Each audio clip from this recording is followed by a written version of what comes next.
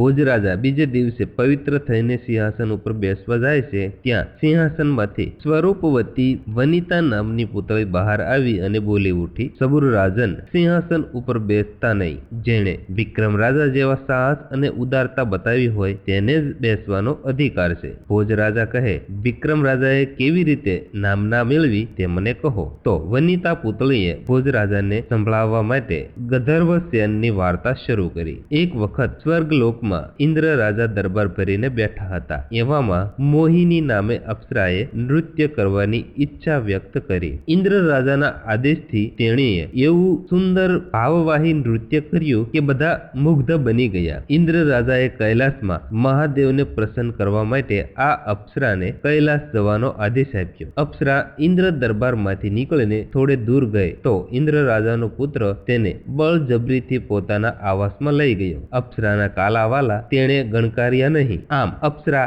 મહાદેવ પાસે જવાને બદલે ઇન્દ્ર રાજાના પુત્ર પાસે રોકાઈ ગઈ. આ વાતને 2 મહિના થઈ ગયા ને ઇન્દ્ર રાજા મહાદેવના દર્શન કરવા કૈલાસ ગયા ને મહાદેવજીને ક્ષેમ કુશળ સમાચાર પૂછી પેલી અપ્સરાના નૃત્ય વિશે પૂછ્યું તો મહાદેવે આશ્ચર્ય અનુભવતા કહ્યું, અહીં કોઈ અપ્સરા મારી પાસે આવી નથી. ઇન્દ્ર રાજા ભોંઠા પડી ગયા. તેમણે સ્વર્ગલોકમાં જઈ દૂતો પાસે મોહિની અપ્સરાની ભાળ કઢાવી તો તે ઇન્દ્ર રાજાના પુત્રના આવાસમાંથી મળી. અપ્સરાએ તેમાં પોતાનો કોઈ વાંક નથી એ હકીકત ઇન્દ્ર રાજાને કહી. એટલે ઇન્દ્ર રાજાએ પોતાના પુત્રને બોલાવી ખૂબ ઠપકો આપ્યો અને શાપ આપ્યો કે તારા પાપને અપકૃત્યની એ સજા છે કે તું ગધેડો થઈને મૃત્યુ લોકમાં રહીશ. ઇન્દ્રપુત્ર આ સાંભળીને કંપી ગયો. તે શાપના નિવારણ માટે કૈલાસમાં મહાદેવજી પાસે ગયો અને પોતાના અપરાધની ક્ષમા માંગી પોતાનો શાપ મુક્ત કરવા આજીજી કરી. મહાદેવે તેના પ્રત્યે દયા દર્શાવી કહ્યું, તું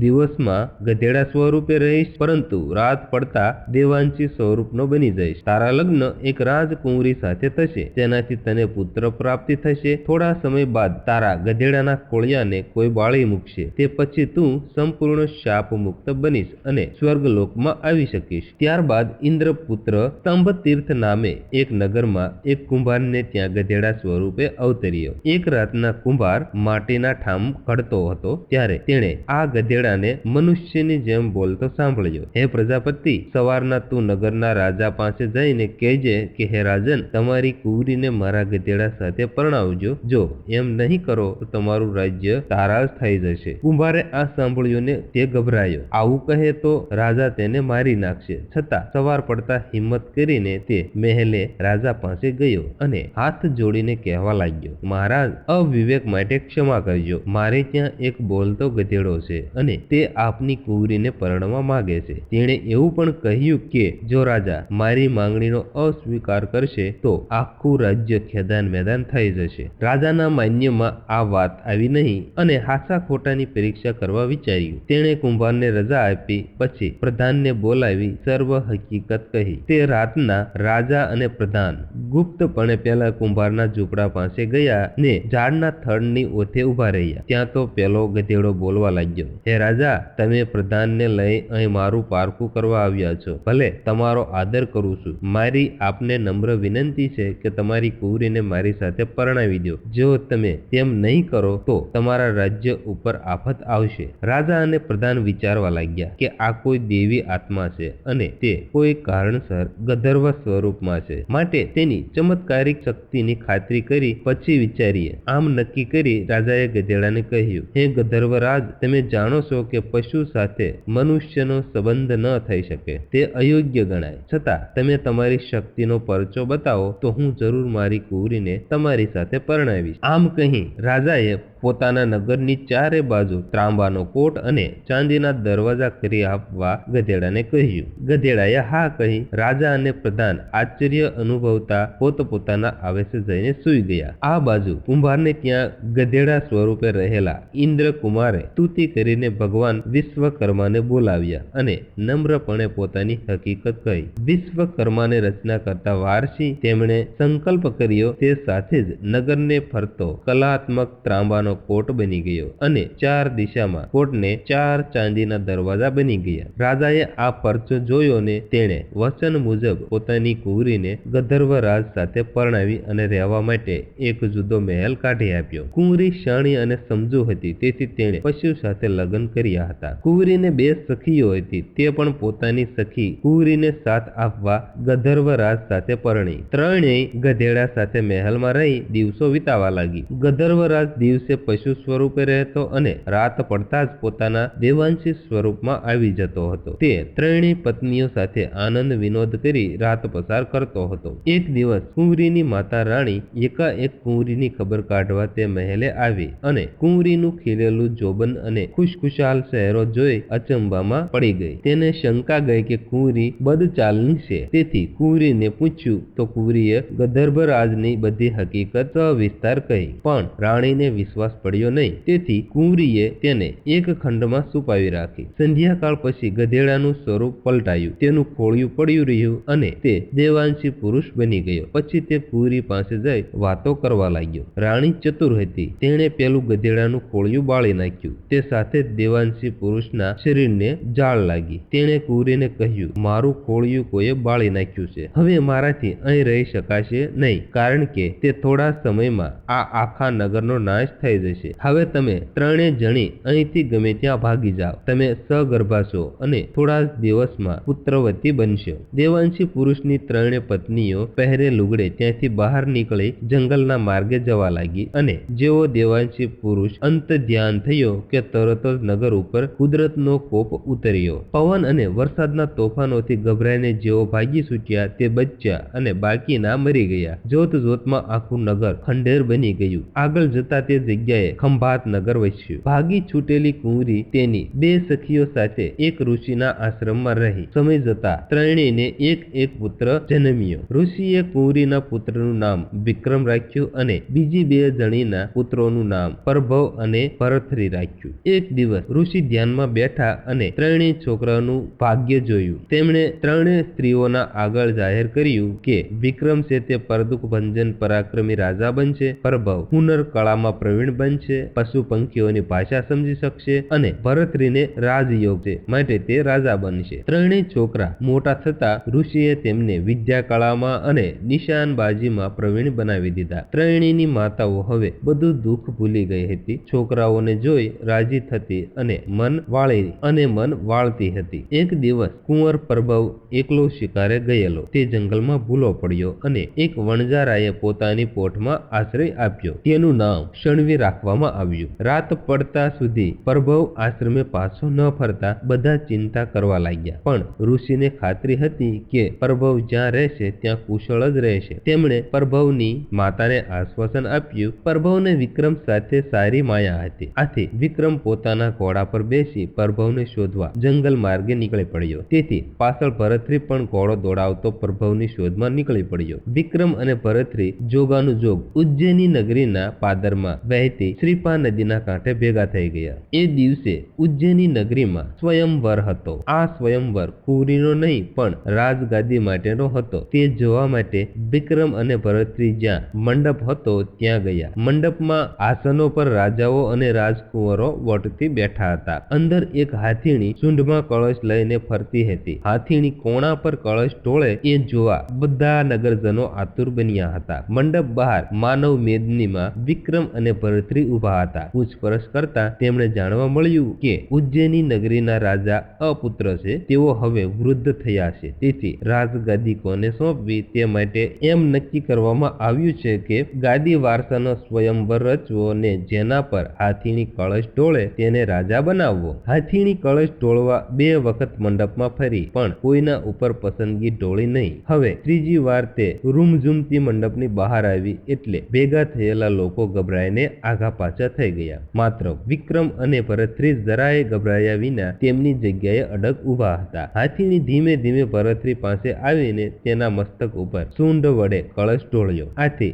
મંડપમાં હાહાકાર મચી ગયો. હાથીણી ભૂલી એમ મંડપમાં બૂમ બરાડા મચી ગયા. સર્વને સંતોષવા વૃદ્ધ રાજાએ બીજી વાર કળશ ભરાવ્યો ને હાથીણીની સૂંઢમાં આપી તેને મંડપમાં ફેરવી. તો હાથીણી ફરી પાછી મંડપની બહાર આવી ભરથરી પાસે જઈને ઊભી રહી અને તેના મસ્તક ઉપર કળશ ઢોળ્યો. રાજ્યની પ્રણાલિકા પ્રમાણે ભરતરીને રાજગાદી ઉપર બેસાડવામાં આવ્યો અને રાજા તરીકે તેની આણ વર્તાવી દીધી. ભરતરીએ તેના ભાઈ વિક્રમને રાજ્યનો પ્રધાન બનાવ્યો. આથી તેઓ મહેલમાં જ રહેવા લાગ્યા. કેટલાક સમય બાદ ભરતરીના લગ્ન એક રૂપના અંબારસમી રાજકુંવરી સાથે થયા. વિક્રમ સાથે રહેતો હતો તે ભરતરીની પત્ની રાણીને ગમતું ન હતું. તેથી તેણે વિક્રમ ઉપર ખોટું આળ ચડાવી તેને દેશવટો દેવડાવ્યો.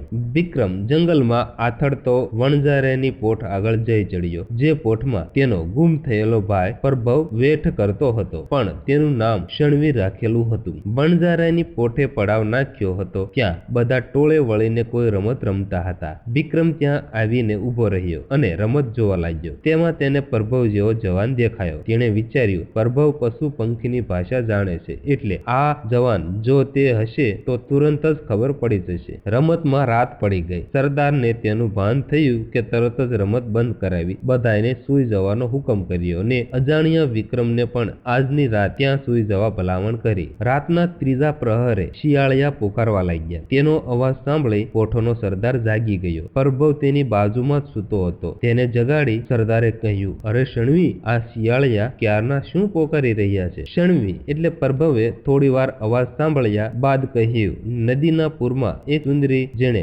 પુષ્કળ ઘરેણા પહેરેલા છે તે તણાતી આવે છે. તેને સાહસ કરી કાંઠે લાવશે, તેનો બેડો પાર થઈ જશે.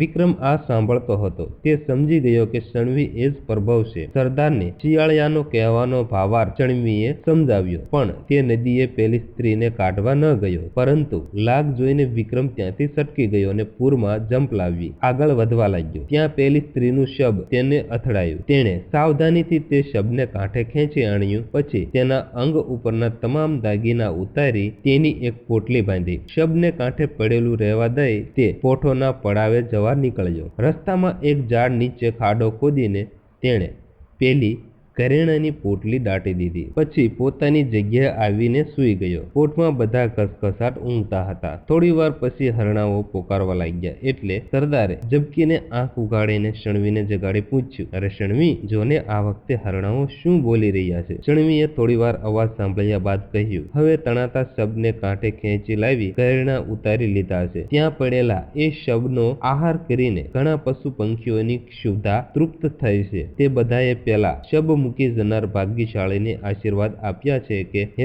સાહસિક અને સદભાગી જવાન, તારા સંકટો દૂર થજો ને રિદ્ધિ સિદ્ધિનો સ્વામી થજો.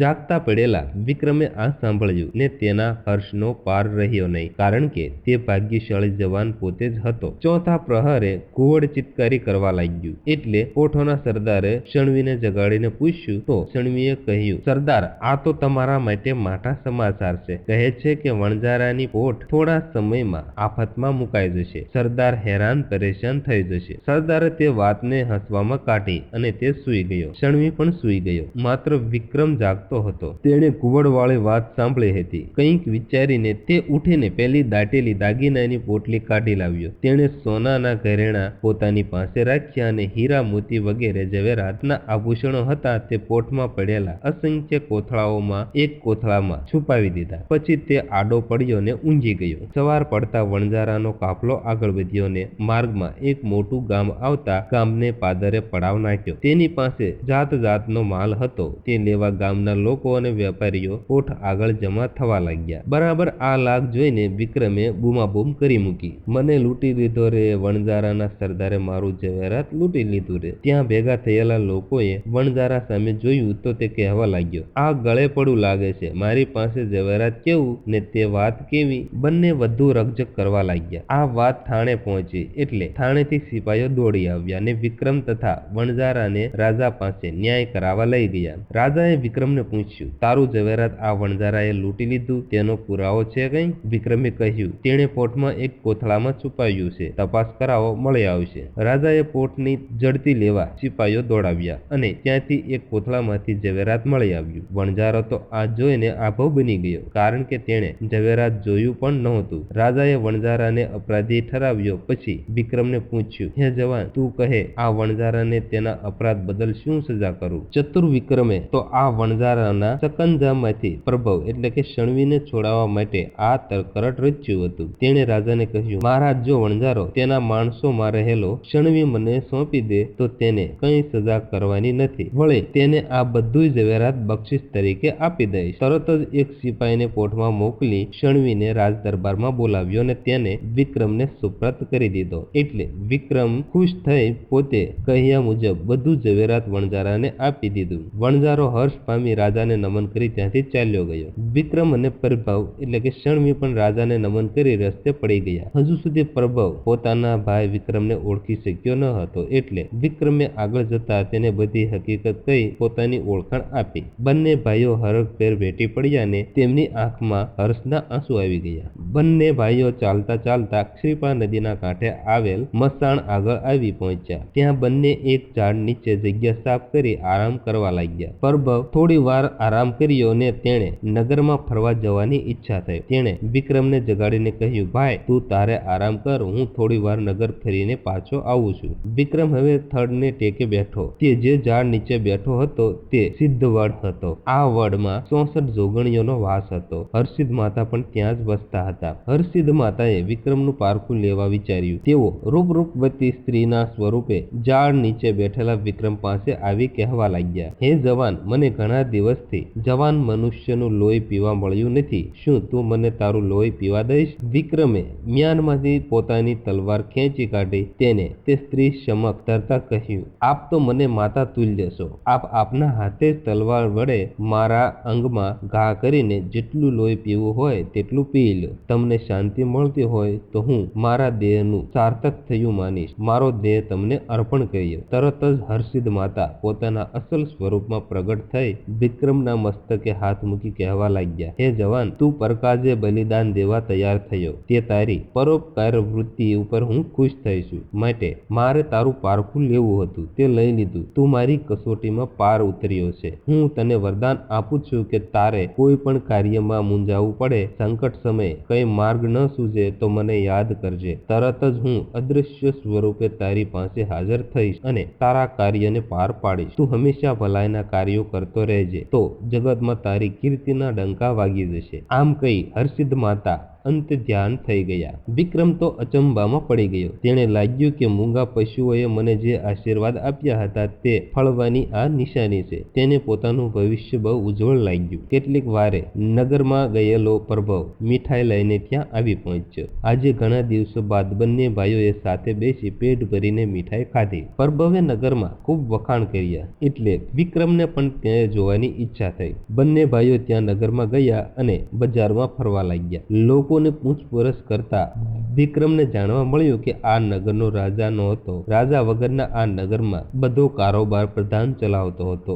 જો કોઈ રાજા થવા પ્રયત્ન કરતું તો વેતાળ નામનો યક્ષ તેનું ભક્ષણ કરી જતો હતો. વિક્રમને હર્ષિદ માતાએ સહાય કરવાનું વરદાન આપ્યું હતું. તેથી તેને આ નગરના રાજા થવાની ઈચ્છા થઈ. તે પ્રભવને લઈ પ્રધાન પાસે ગયો અને પોતે રાજા થવા તૈયાર છે એ વાત કહી. પ્રધાને વેતાળનો ભય બતાવ્યો અને વેતાળ કોણ છે તે સર્વ હકીકત કહી. વિક્રમે કહ્યું, મને કોઈનો ડર નથી. હું રાજા બનીશ, ભલે મને યક્ષ વેતાળ મારી નાખે. તે જોખમ હું મારા ઉપર લઉં છું. બીજે દિવસે રાજ દરબારમાં વિક્રમને રાજા બનાવવાની વિધિ ધામધૂમથી થઈ. આમ વિક્રમ રાજા બન્યો અને મહેલમાં રહેવા લાગ્યો. બુદ્ધિશાળી વિક્રમ રાજાએ વેતાળ યક્ષને પ્રસન્ન કરવા માટે તેને આવવાના માર્ગ પર થોડે થોડે અંતરે મદિરા ભરેલા ઘડા મુકાવ્યા. થોડે થોડે અંતરે મસાલાનું દૂધ ભરેલા કુંડા મુકાવ્યા. ઠેક ઠેકાણે વિવિધ પ્રકારના પકવાનના થાળ મુકાવ્યા. માર્ગ પર અને મહેલમાં અત્તરો છંટાવ્યા, જેથી વાતાવરણ સુવાસિત બની ગયું. આ ઉપરાંત ઠેર ઠેકાણે વાજિંત્રો વાગે તેવી વ્યવસ્થા કરી હતી, જેથી વેતાળ નગરમાં પ્રવેશતાની સાથે જ ક્રોધ ભૂલી જાયને ઠંડોગાર થઈ જાય. નવા રાજાનું ભક્ષણ કરવા વેતાળ ખાવ ખાવ કરતો નગરમાં પ્રવેશ્યો ને ખાવા પીવાની વિવિધ વાનગીઓ જોતા જ ખાતો પીતો પ્રફુલ્લ બનતો મહેલ તરફ આવવા લાગ્યો. જ્યારે તે મહેલમાં પ્રવેશ્યો ત્યારે તેના મુખ પર ક્રોધને બદલે ઉલ્લાસ છવાયેલો હતો. તેને આવકારી વિક્રમ રાજાએ કહ્યું, આજે હું નવો રાજા બન્યો છું. તમે ખુશીથી મારું ભક્ષણ કરો.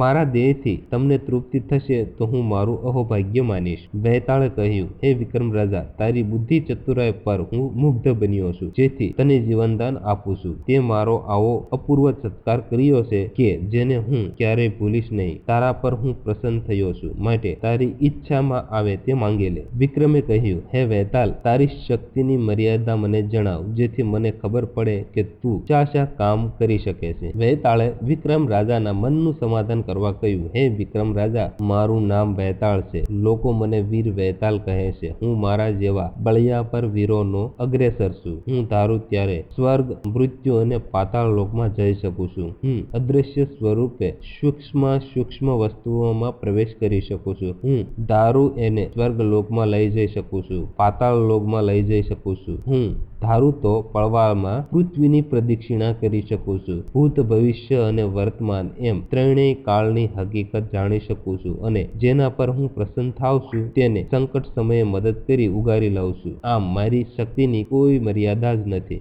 વિક્રમ રાજા કહે, મારે જે માંગવું હશે તે હું પછી માંગીશ, પરંતુ પ્રથમ વાર મારું આયુષ્ય કેટલું છે તે મને જાણવું છે. વૈતાલે કહ્યું, તે માટે બ્રહ્માજીને પૂછી આવું. આમ વૈતાળે કહ્યું અને તે અદ્રશ્ય બની ગયો. થોડી જ વારમાં તે વિક્રમ રાજાની પાસે આવી કહેવા લાગ્યો, વિક્રમ રાય, તમારું આયુષ્ય 135 વર્ષ 7 માસ 10 દિવસ અને 15 ઘડીનું છે. વિક્રમ રાજા કહે, હે વૈતાળ, તું મારા આયુષ્યમાંથી માત્ર 1 દિવસ ઓછો કરી આપ, તો હું તને ખરો શક્તિશાળી જાણું. વૈતાલ હવે વિષ્ણુ ભગવાન પાસે ગયો અને વિક્રમ રાજાના આયુષ્યમાં 1 દિવસ ઓછો કરવા વિનંતી કરી, તો ભગવાને જણાવ્યું કે કોઈ પણ મનુષ્યના આયુષ્યમાં વધઘટ થઈ શકતી નથી. વૈતાળે વિક્રમ રાજા પાસે આવી આ વાત કરી એટલે વિક્રમ રાજાએ તેના પર ક્રોધે ભરાય તેની ચોટલી પકડીને તેને કાપવા માટે મ્યાનમાંથી તલવાર ખેંચી કાઢતા કહ્યું, હે વૈતાલ, મારું આયુષ્ય ખૂબ લાંબુ છે, એટલે તું મારો વાળ પણ વાંકો કરી શકે તેમ નથી. તારી તાકાત મારા આગળ ચાલે તેમ નથી. હજુ સુધી તને કોઈ તારા માથાનું મળ્યું નથી, એટલે તું લોકોને ફાવે તેમ કંદડી રહ્યો હતો, તોબા પોકારી રહ્યો હતો. તું તારી મરજીમાં આવે છે તેનું ભક્ષણ કરી જાય છે. તારા જેવો પાપી જો જગતમાં વધુ જીવતો રહે તો બહુ ઉત્પાત મચાવે, માટે અત્યારે તને મારી નાખું છું. વૈતાળે 2 હાથ જોડી કરગરતા કહ્યું, હે વિક્રમ રાજા, તમારા હાથમાં મારી ચોટલી આવી છે, એટલે હું તમારો તાબેદાર બની ગયો છું. માટે ક્રોધ ઠંડો પાડી મને તમારા દાસ તરીકે સ્વીકારો. હું નિરંતર અદ્રશ્ય સ્વરૂપે તમારી આસપાસ રહીશ, તમારું રક્ષણ કરીશ અને તમારું ગમે તે કામ જટ કરી આપીશ. હું તમારી આસપાસ હોઈશ, પરંતુ તમે મને જોઈ નહીં શકો. જ્યારે તમે મારું સ્મરણ કરશો, મને યાદ કરશો, ત્યારે તુરંત જ હું હાજર થઈશ. આમ કહી વૈતાલ અદ્રશ્ય થઈ ગયો. આમ વિક્રમ રાજાએ બુદ્ધિ ચતુરાઈથી મહાયક્ષ વીર વૈતાલને વશમાં કર્યો. બીજે દિવસે સવારે આખા રાજ્યમાં સમાચાર પ્રસરી ગયા કે નવા રાજા વિક્રમ રાજાએ વીર વૈતાલને જીત્યો છે. ત્યારે પ્રજામાં આનંદ વર્તાઈ ગયો. વિક્રમ રાજાએ પોતાના ભાઈ પ્રભવને રાજ્યનો પ્રધાન બનાવ્યો. બંને ભાઈ મહેલમાં સાથે રહેવા લાગ્યા. થોડાક દિવસો બાદ રાજા બનેલો વિક્રમ પોતાના ભાઈ પ્રભવને લઈ ઋષિના આશ્રમે ગયો અને બધી હકીકત જણાવી. ઋષિના આશીર્વાદ લીધા પછી તેઓ તેમની માતાઓને લઈ પોતાના રાજ્યમાં પાછા ફર્યા અને બધા સુખરૂપ દિવસો વિતાવા લાગ્યા. વનિતા પુત્રએ ગંધર્વસેનની વાર્તા પૂરી કરતા ભોજરાજાએ કહ્યું, હે રાજન, વિક્રમ રાજા આવા પરદુખ ભંજન અને આત્મસમર્પણ કરવા વાળા હતા. તેના જેવા ગુણોવાળા રાજા આ સિંહાસન ઉપર બેસી શકશે. આટલું કહી વનિતા પુતળે સર કરતી આકાશમાં ઉડી ગઈ. તો જો મિત્રો તમને આ ગંધર્વસેનની વાર્તા પસંદ આવી હોય તો પ્લીઝ વિડીયોને લાઈક અને શેર કરવાનું ભૂલતા નહીં. તથા તો આગળના વિડીયોની અંદર આપણે ત્રીજી પુતળી ધનદા વિક્રમ રાજાને કમળની વાર્તા કહે છે તે વાર્તા આપણે સાંભળીશું. તો ફરી વખત તમને કહું છું કે જો તમને અમારી આ વાર્તા પસંદ આવી હોય તો પ્લીઝ વિડીયોને લાઈક અને શેર કરવાનું ભૂલતા નહીં.